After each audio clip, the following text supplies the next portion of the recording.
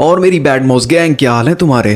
तो आज हम लोग लपेटने वाले हैं क्लास 12th के अकाउंटेंसी की सेकंड बुक का chapter number 1 issue of share, जिसमें कि 9 टॉपिक्स हैं और उसमें से 4 टॉपिक हम ऑलरेडी लपेट चुके हैं। तो अगर तुमने वो वाली वीडियो देख ली है तो ये बचे हुए टॉपिक्स और आने वाले चैप्टर्स तुम्हारे लिए बिल्कुल हलवा है, क्योंकि हमें सिर्फ नए टॉपिक्स को ऐड करना है, बाकी की चीजें बिल्कुल सेम रहने वाली हैं। एंड आज जो टॉपिक्स हम लोग लपेटने वाले हैं वो है call in arrear and call in advance, and दूसरा है फॉरफीचर एंड री इशू। अब देखो, नाम सुनने में तुम्हें काफी लंबा चौड़ा और भारी सा लग रहा है, तो चिल मारो बैड माउस गैंग, क्योंकि सिर्फ इनके नाम में ही दम है। ये सारे टॉपिक्स एक दूसरे से जुड़े हुए हैं। अगर फॉरफीचर नहीं होगा तो री इशू नहीं होगा, तो हमें कुछ ज्यादा एक्स्ट्रा नहीं दिमाग में भरना है। तो पहला समझ में आ गया, इसका मतलब दूसरा भी क्लियर हो जाएगा। तो बातचीत काफी हो गई, अब स्टार्ट करते हैं। ओके, तो सबसे पहले हम लोग स्टार्ट करते हैं call in arrear and call in advance से। तो देखो, आसान भाषा में बताऊं तो एरियर का मतलब है कि पैसे बाद में दिए, यानी कि कंपनी ने जब तुम्हें कॉल किया तुमने पैसे दिए, बट जब उसने कॉल किया उस टाइम नहीं दिए। और एडवांस का सिंपल सा मतलब है कि तुमने पैसे पहले ही दे दिए, मतलब कंपनी पैसे कल परसों कभी भी मांगती उससे पहले ही तुमने उनको पे कर दिया। तो ये हो गया एडवांस पेमेंट, यानी कि कॉल इन एडवांस। ओके, तो एक एग्जांपल से समझते हैं इसे। मान लो कि एक कंपनी है दुनिया का पापा लिमिटेड, जो कि ऑब्वियसली जैक की है, जिसका एक शेयर का प्राइस है 10 रुपए। और जैसा कि मैंने तुम्हें पहली वीडियो में बताया था कि कंपनी 3 प्रोसेस से पैसे मांगती है, application, allotment and first and final call. उसने एप्लीकेशन पे तुमसे 6 रुपए मांगे, अलॉटमेंट पे 2 रुपए और फर्स्ट एंड फाइनल पे भी 2। बट तुमने एप्लीकेशन के पैसे तो दे दिए क्योंकि वो देना ही पड़ता है, बट अलॉटमेंट के पैसे अलॉटमेंट में ना देकर फर्स्ट एंड फाइनल कॉल पे दिए, यानी कि अलॉटमेंट के पैसे तो दिए बट जब कंपनी ने मांगा उस टाइम नहीं दिए। तो ये केस हो जाएगा कॉल इन एरियर का। अब इसमें हम लोग 2 एंट्री पास करते हैं, एक एंट्री अलॉटमेंट पे जहां पैसे नहीं मिले, और दूसरी entry first and final call में, ये दिखाने के लिए कि जो पैसे अलॉटमेंट पे नहीं मिले थे वो अब फर्स्ट एंड फाइनल कॉल पे मिल गए हैं। बट परिस्थिति के हिसाब से, क्वेश्चन के हिसाब से ये एंट्री 2 की जगह 1 भी हो सकती है। वो कैसे, वो हम लोग आगे लपेटेंगे। एंड भाई, जैक भाई की कंपनी में ये सब मत करना, नहीं तो भाई फिर कोई नहीं बचा सकता तुम्हें। ओके, तो अब देखते हैं कि इनकी जर्नल एंट्रीज कैसे बनाएंगे आसान भाषा में। तो एंट्री के लिए हम लोग अपना ब्रह्मास्त्र यानी कि चीट कोड टेबल यूज करने वाले हैं। तो देखो, सारी की सारी एंट्रीज बिल्कुल सेम रहेंगी, जो बेसिक एंट्रीज हैं वो चेंज नहीं होंगी। और एक चीज याद रखना, ये दोनों एंट्रीज हमेशा बैंक की एंट्री के नीचे ही होंगी। जहां पैसे नहीं मिलेंगे उसे हम लोग डेबिट में दिखाएंगे, और जहां पैसे मिलेंगे उसे हम लोग क्रेडिट में दिखाएंगे। एंड अगर अभी तक तुम्हें डेबिट क्रेडिट नहीं पता तो भाई तुम धरती से नहीं हो सकते, तुम जादू के ग्रह से हो। ओके, तो एग्जांपल के लिए वही क्वेश्चन लेते हैं जहाँ पे 6 रुपए एप्लीकेशन पे दिए थे, 2 अलॉटमेंट पे देने थे बट अलॉटमेंट पे नहीं दिए, फर्स्ट एंड फाइनल कॉल पे दिए। तो इसके लिए हमें 2 एंट्री पास करनी थी। तो पहली एंट्री होगी हमारी अलॉटमेंट में, जहाँ हमें पैसे नहीं मिले अलॉटमेंट के, तो पैसे नहीं मिलेंगे तो उसे डेबिट में दिखाएंगे, यानी कि बैंक अकाउंट डेबिट के नीचे हम लोग लिखेंगे call in arrear account debit. And दूसरी entry first and final call में, जहाँ हमें पैसे मिले हैं और पैसे मिलेंगे तो हम उसे क्रेडिट में दिखाएंगे, तो यहाँ हम लिखेंगे to call in arrear account. And बस, जर्नल एंट्री बन गई। एंड अब हम इस पे एक सवाल जवाब कर लेते हैं, यानी कि क्वेश्चन, जिससे हमारा डाउट बिल्कुल क्लियर हो जाएगा, बिल्कुल नोबिता के फ्यूचर की तरह। मजाक से हटके, डोरेमोन भाई तुझे बस एक चीज कहना चाहूंगा, It's been a long day without you my friend, and I tell you all about it। अब टॉपिक से मत भटक, एग्जाम्स आ रहे हैं। तो सबसे पहले हम लोग एरियर का क्वेश्चन लपेटते हैं। तो क्वेश्चन को ध्यान से समझना। ऑकी लिमिटेड एक कंपनी है जिसने 10,000 शेयर इशू करे हैं, और हर शेयर का दाम 10 रुपए है, जिसने एप्लीकेशन पे 3 रुपए, अलॉटमेंट पे 4 रुपए और फर्स्ट एंड फाइनल कॉल पे 3 रुपए मांगे हैं। और यहाँ पे नीचे लिखा है कि एक शेयर होल्डर कोई बैड माउस शेयर होल्डर होगा जिसने 200 शेयर के पैसे पे ही नहीं करे। ऐसा नहीं कि उसने पैसे पे नहीं करे, बस 200 शेयर के पैसे नहीं दिए। तो अब हम लोग अपना टोटका करके देख लेते हैं, जिससे पता चल जाएगा एक एग्जैक्ट अमाउंट कि उसने कितना पे नहीं करा। तो इसके लिए हम लोग इक्विटी शेयर को इंस्टॉलमेंट अमाउंट से मल्टीप्लाई करेंगे। तो 3 इंटू 10,000 यानी कि 30,000 रुपए, 4 इंटू 10,000 यानी कि 40,000 रुपए, और 3 इंटू 10,000 यानी कि 30,000 रुपए। तो देखो, कंपनी ने उससे एप्लीकेशन पे 30,000 मांगे थे, अलॉटमेंट पे 40,000 मांगे थे, और फर्स्ट एंड फाइनल कॉल पे भी 30,000। लेकिन क्वेश्चन में लिखा है कि उसने फर्स्ट एंड फाइनल कॉल पे 200 शेयर के पैसे नहीं दिए, यानी कि बाकी एप्लीकेशन और अलॉटमेंट के पैसे उसने पूरे पे कर दिए हैं। तो अब हम लोग देखते हैं कि आखिर ये 200 शेयर का दाम कितना आएगा। तो 10,000 शेयर का दाम निकालने के लिए हमने 3 से मल्टीप्लाई किया था, तो इसके साथ भी सेम करेंगे, यानी कि 3 इंटू 200 यानी कि 600 रुपए। तो कंपनी ने मांगे थे 30,000 रुपए, जिसमें से उसने 600 रुपए पे नहीं करे। तो 30,000 माइनस 600 यानी कि 29,400 रुपए ही कंपनी को रिसीव हुए हैं। अब हमें करना कुछ भी नहीं है, हमें बस इसे जर्नल एंट्री में दिखाना है, और इस क्वेश्चन में हमें सिर्फ एक एंट्री पास करनी है। पर भाई तूने तो बोला था 2 एंट्री पास होगी। हाँ, पर मैंने ये भी बोला था कि परिस्थिति के हिसाब से। मैंने 2 एंट्री पास करने वाली बात तब बोली थी जब तुम्हें अलॉटमेंट पे पैसे नहीं मिले और फर्स्ट एंड फाइनल कॉल पे मिल गए, यानी कि एक जगह नहीं मिले दूसरी जगह मिल गए, तो 2 एंट्री दिखाएंगे, एक ना मिलने की और एक जब मिल जाएगी तब की। बट इस केस में तो पैसे मिले ही नहीं ना, तो इसके लिए सिर्फ एक एंट्री पास करेंगे। तो एप्लीकेशन और अलॉटमेंट पे हमने सेम अमाउंट भर दिया है जो कि हमारा टोटका करने के बाद आया था, क्योंकि लोचा हमारा फर्स्ट एंड फाइनल कॉल में हुआ है। इसमें के सारे अमाउंट रिसीव हो चुके हैं। तो अगर तुम लोगों को याद होगा तो मैंने बताया था कि ऊपर की एंट्रीज इसलिए होती हैं कि कंपनी ने कितना मांगा है, और नीचे की एंट्री इसलिए होती है कि कंपनी को कितना रिसीव हुआ है, बैंक वाली एंट्री। तो कंपनी ने 30,000 मांगे थे, इसीलिए हम लोग यहाँ पे 30,000 भर देंगे ऊपर की एंट्रीज में।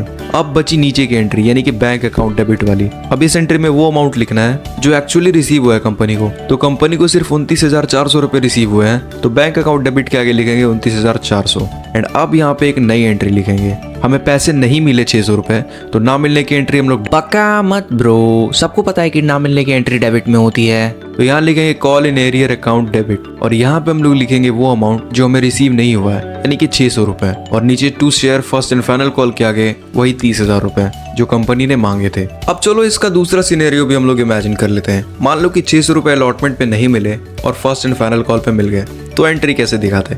सिंपल है, अलॉटमेंट पे हम लोग लिखते call in arrear account debit, उसके आगे लिखते 600 रुपए क्योंकि यहाँ पे रिसीव नहीं हुआ था, और फर्स्ट एंड फाइनल कॉल में हमें 600 रुपए मिल जाते तो वहाँ पे हम लोग उसे क्रेडिट में दिखाते to call in arrear account, और उसके आगे हम लोग 600 रुपए लिख देते। और अलॉटमेंट वाले में 40,000 की जगह 39,400 लिखते क्योंकि 600 इसमें नहीं मिले, और फर्स्ट एंड फाइनल में 30,000 की जगह 30,600 लिखते क्योंकि यहाँ पे 600 एक्स्ट्रा रिसीव हुए हैं। ओके, तो अब देखते हैं कॉल इन एडवांस, यानी कि पैसे पहले ही दे दिए, रोला।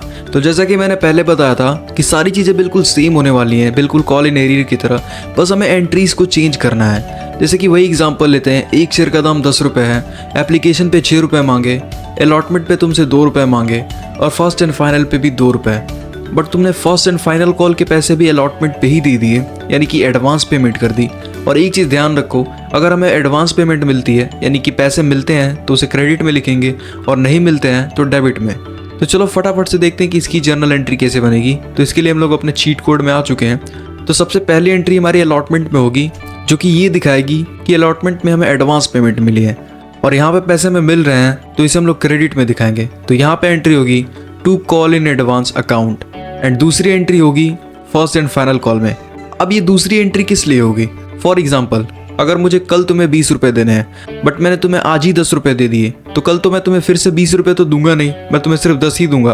तो आज तो तुम्हें 10 रुपए रिसीव हो गए एडवांस में, लेकिन कल जो 20 रुपए मिलने वाले थे उसमें से 10 रुपए तो कम हो गए ना, तो उसके लिए भी एक एंट्री दिखानी पड़ेगी। और वह एंट्री जहाँ पैसे नहीं मिलते वो हम डेबिट में दिखाएंगे, यानी कि call in advance account debit. तो फटाफट से इसका भी क्वेश्चन लपेट लेते हैं ताकि टॉपिक बिल्कुल क्लियर हो जाए। तो सबसे पहले क्वेश्चन समझते हैं। वहां पे 200 शेयर के पैसे नहीं दिए थे फर्स्ट एंड फाइनल कॉल पे, और यहाँ पे 200 शेयर के पैसे जो कि फर्स्ट एंड फाइनल कॉल पे मांगे थे कंपनी ने, वो अलॉटमेंट पे ही दे दिए, यानी कि 200 शेयर के पैसे तुमने एडवांस में दे दिए। एंड अब कंपनी एक्ट 2013 के हिसाब से कंपनी को 12% का इंटरेस्ट भी पे करना पड़ेगा। पर इसको छोड़ते हैं और अब देखते हैं कि इसकी जर्नल एंट्रीज कैसे बनेंगी। बट उससे पहले हम अपना टोटका कर लेते हैं ताकि हमारे पास एग्जैक्ट अमाउंट आ जाए, जो कि हमें चीट कोड टेबल में फिल करना है। ओके, तो अब अमाउंट को समझ लेते हैं। तो अलॉटमेंट पे हमसे सिर्फ कंपनी ने 40,000 मांगे थे, बट हमने 200 शेयर के पैसे एडवांस पे करे थे, और 200 शेयर का अमाउंट आता है 600 रुपए, इसीलिए हमने यहाँ पे 40,600 रुपए लिखे हैं। और फर्स्ट एंड फाइनल पे उसने 30,000 मांगे थे, बट 600 हम पहले ही दे चुके हैं, इसीलिए हमने यहाँ पे 29,400 रुपए लिखे हैं। तो अब आते हैं अपने चीट कोड टेबल पे। तो एप्लीकेशन पे जो अमाउंट मांगा गया था वो रिसीव हो चुका है, तो एप्लीकेशन पे सिंपली हम वो अमाउंट पुट कर देंगे। और अब बारी आती है हमारे अलॉटमेंट और फर्स्ट एंड फाइनल कॉल की। तो ऊपर वाली एंट्रीज इसलिए होती हैं कि कंपनी ने कितना मांगा था। तो कंपनी ने अलॉटमेंट पे 40,000 मांगे थे, और अब बैंक अकाउंट डेबिट के आगे वो अमाउंट लिखेंगे जो कंपनी को रिसीव हुआ, यानी कि 40,600 रुपए। और नीचे यहाँ पे एक एंट्री लिखेंगे to call in advance account. अब यहाँ पे वो अमाउंट होगा जो हमें एडवांस में रिसीव हुआ है, यानी कि 600 रुपए। और फर्स्ट एंड फाइनल कॉल पे हमसे 30,000 रुपए मांगे गए थे, बट 600 रुपए हम पहले दे चुके हैं, इसीलिए बैंक अकाउंट डेबिट के आगे हम लोग 29,400 लिखेंगे। और जो अमाउंट रिसीव नहीं हुआ है उसके लिए एक एंट्री पास करेंगे call in advance account debit, और यहाँ पे होगा 600 रुपए। थूक खत्म हो गया मेरा। एंड अब हम लोग इसे जर्नल एंट्री के फॉर्मेट में उतारेंगे। नहीं, चीट कोड को यूज मत करना एग्जाम्स में, इसको बस समझने के लिए यूज करना। जर्नल एंट्री का फॉर्मेट तुम्हें बनाना ही पड़ेगा एग्जाम्स में, और बहुत ही आसान है, इसमें कोई भी रॉकेट साइंस नहीं है। बस तुम्हें चीट कोड वाली एंट्रीज को जर्नल एंट्रीज के फॉर्मेट में लाइन बाय लाइन पेस्ट कर देना है। आसान भाषा में कहूँ तो छाप देना है, और बन के तैयार है हमारी गर्मा गर्म जर्नल एंट्रीज, जिसे देखते ही एग्जामिनर बोलेगा गर्मा गर्म जर्नल एंट्रीज। नहीं, ये ज्यादा हो गया। तो अगर तुम्हारे भी दिमाग में एक सवाल आ रहा है कि भाई अगर उसने अलॉटमेंट और फर्स्ट एंड फाइनल दोनों के पैसे नहीं दिए फिर क्या होगा, तो इसका मतलब तुम नेक्स्ट टॉपिक्स के लिए तैयार हो, जो कि है for feature and re issue.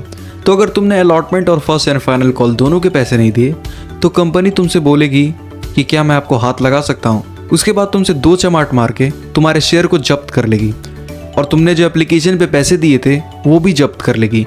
और इस जब्त करने को ही फॉरफीचर बोलते हैं, यानी कि जब्त कर लेना।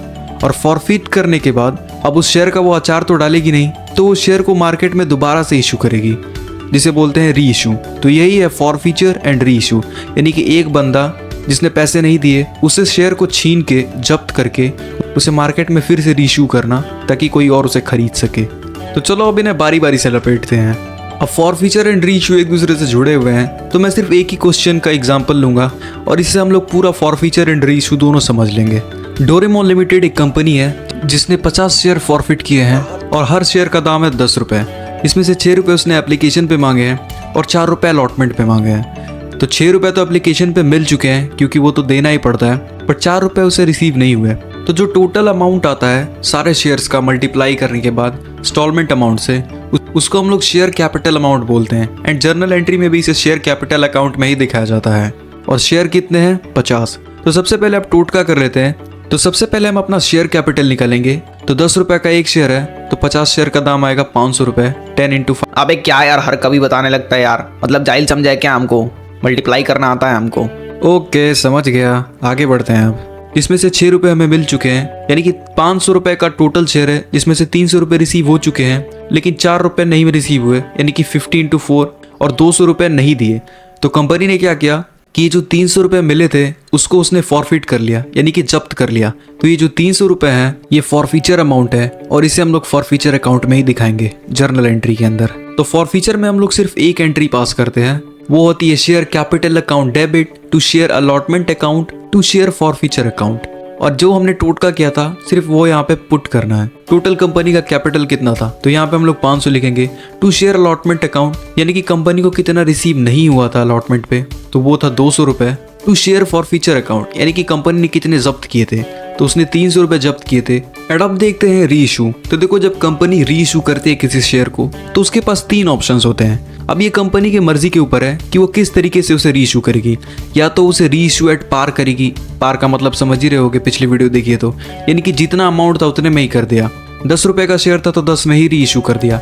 दूसरा, री इशू एट प्रीमियम कर सकती है, यानी कि पहले तो 10 रुपये का शेयर था, लेकिन जब वो उसे री इशू कर रही है तो उसमें 2 रुपये एक्स्ट्रा ऐड कर रही है, तो अब शेयर वो 12 रुपये में री इशू कर रही है। और तीसरा है डिस्काउंट, यानी कि शेयर पहले 10 का था, लेकिन जब वो री इशू कर रही है तो उस पर 2 रुपये का डिस्काउंट दे रही है, यानी कि री इशू के टाइम तुम शेयर खरीदने जाओगे तो वो तुम्हें सिर्फ 8 रुपये में दे रही है। और ये जो 2 रुपये का डिस्काउंट कंपनी दे रही है ये अपनी जेब से नहीं दे रही है, ये जो उसने 6 रुपये जब्त कर लिए थे ये उसी 6 रुपये में से डिस्काउंट दे रही है। कंपनी इज वेरी चालाक ब्रो। लेकिन अगर तुम्हारे मन में एक सवाल आता है कि अगर उसने डिस्काउंट दिया ही नहीं उन 6 रुपये में से, तो फिर वो 6 रुपये कहाँ जाएंगे?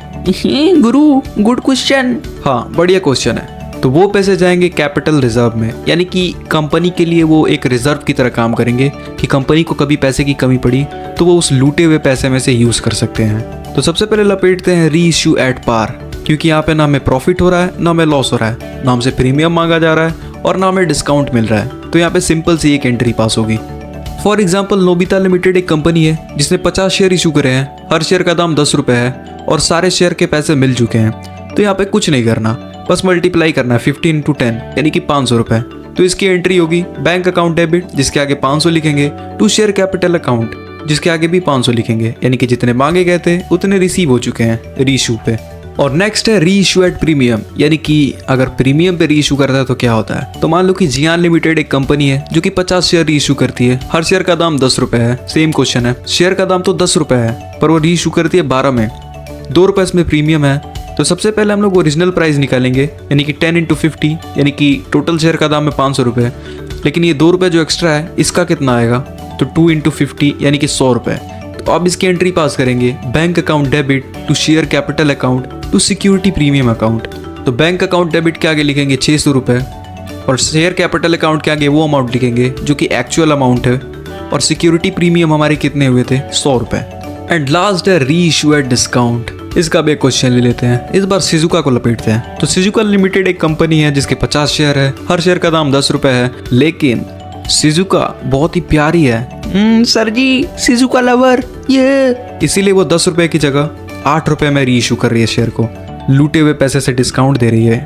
तो सबसे पहले हम लोग अमाउंट निकालेंगे, तो एक्चुअल अमाउंट डिस्काउंट का कितना हुआ, वो भी 100 रुपये हुए। तो इसकी एंट्री होगी bank account debit share forfeiture account debit to share capital account, यानी कि री इशू कितने पे हुआ था, 8 रुपये पे, तो 8 × 50 यानी कि 400 रुपये। शेयर फॉर फिटेड अकाउंट यानी कि डिस्काउंट कितने रुपए का मिला था 400 में से, तो 2 × 50 यानी कि 100 रुपये का डिस्काउंट मिला था। और टू शेयर कैपिटल अकाउंट यानी कि एक्चुअल कितने का था शेयर, 10 रुपये का, तो 10 × 50 यानी कि 500 रुपये। दूसरी बार थूक खत्म हो गया।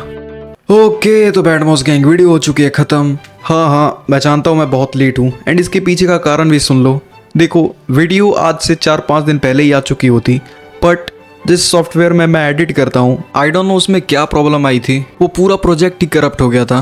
मतलब सारी चीज़ें मैंने कर दी थी, जस्ट एक्सपोर्ट करना था, बट अचानक से पूरी फाइल ही करप्ट हो गई। एंड तुम्हारे पार्ट 2 के लिए कमेंट्स देख के भाई मतलब बहुत ही दुख हो रहा था, और इसीलिए मुझे वॉइस ओवर से लेके एडिटिंग तक सब फिर से शुरू करना पड़ा। मैं बिल्कुल भी नहीं चाहता था कि वीडियो लेट हो, बट कोई बात नहीं बैडमॉस गैंग, अगर तुमने वीडियो यहाँ तक देखी है तो कमेंट में एंड जरूर लिख देना।